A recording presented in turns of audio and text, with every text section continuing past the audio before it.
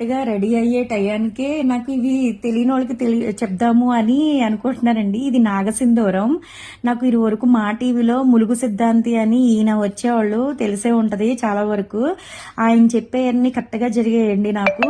ఆయన చెప్పిన నాగసింధూరం కూడా చెప్పిన కాంచి నేను పెట్టుకుంటున్నా సరే చాలా బాగుంటది. కానీ ఒకసారి అలవాటైన తర్వాత నేను మానలేకపోతున్నాను. ఇప్పుడు ఇది 5వ డబ్బాను 6వ డబ్బాను.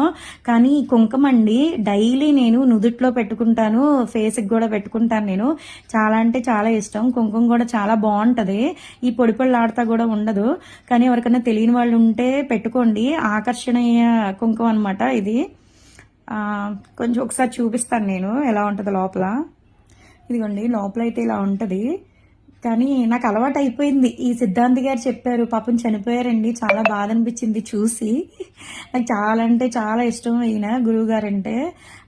ఆదివారం మాత్రమే వచ్చేది 9ంటికల్లా. ఇంకెన్ని పనులు అనుకున్నా సరే మానుకుని ఆయన చెప్పే ఇంటా ఉండేదాన్ని నేను.